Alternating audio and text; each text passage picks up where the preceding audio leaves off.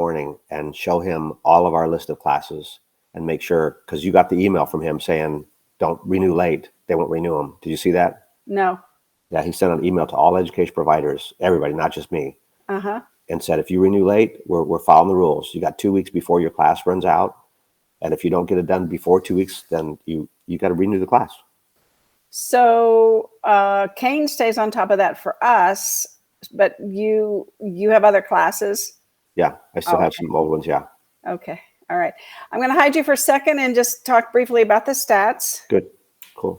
Good morning, everybody. It's April the 5th. It's Tuesday. And the stats, so far they're not like astounding because it's only for April 1st and 4th, since Saturday and Sunday were non-closing days. But we did close 284 homes in those 2 days, which is 142 a day. And the last year numbers, depending on the weekend, I think look kind of low. So anyway, I think that will all adjust. The good news is we finally have single family homes are over 2,000. They've been in the 1,900, 1,800 range. So that's a good thing. We have 522 single family homes that are 465,000 and under. So anyway, yeah, let's see. And nothing else really remarkable. The $1 million homes have now surpassed last year's numbers. Last year we were selling 4.58 per day. Now we're selling 4.61, and I estimate that's going to hit 5 before long. Nothing else too remarkable. I want to get Jimmy's opinion here. Let me get him back here. So also, everybody, I put this particular sheet in the group. And so in the group, you can click on it and download it and print it. We had a gal, Rebecca asked that question yesterday. So let's get back up here. Hey, Jimmy. Hey. So let me hide this for a second. Oh, there we go.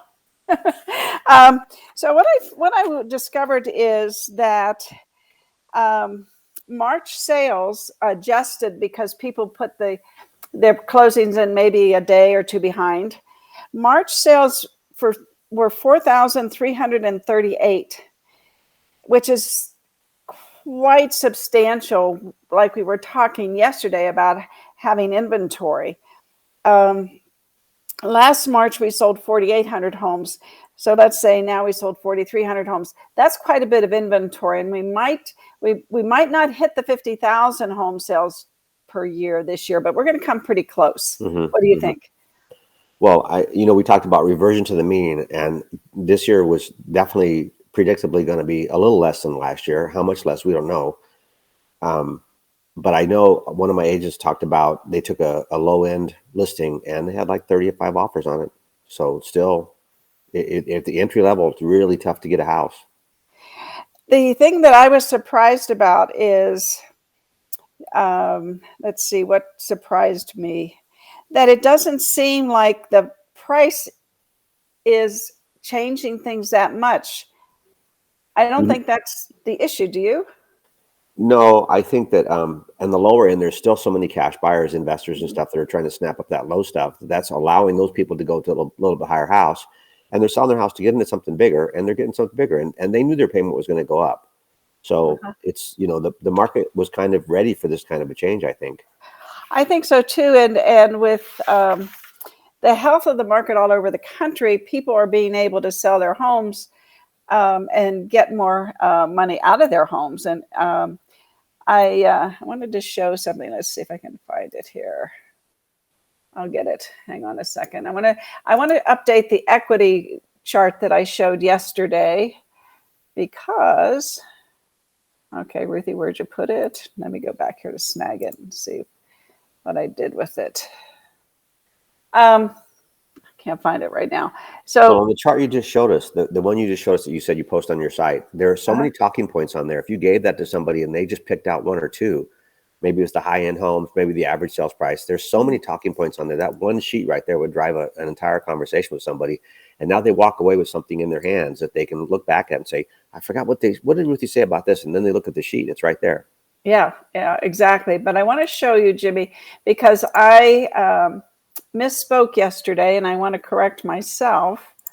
See where I put this. Here it is. I found it. Yay. I was such a hurry today. So yesterday in class, I said that the median price in January was $450. It wasn't. It was $435 in January. Yeah. So if you bought a home in January, you've already gained 30,000 in equity. Yeah. And we were looking at 15,000 yesterday. So I'm going to post that. I just made a mistake. I used the wrong number. But anyway, it's just incredible here.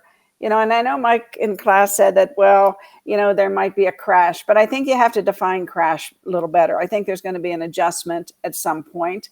I mean, I don't know that it's going to be 10%. I think that's too huge. It might be 5%. I think that's more realistic if there is going to be an adjustment based on, what's going on in the economy. But it doesn't seem to be slowing down sales. And like I said in class yesterday, John and I have just refined the food we buy and the miles we travel. So because I think when gas was, under $3 a gallon, nobody worried about it.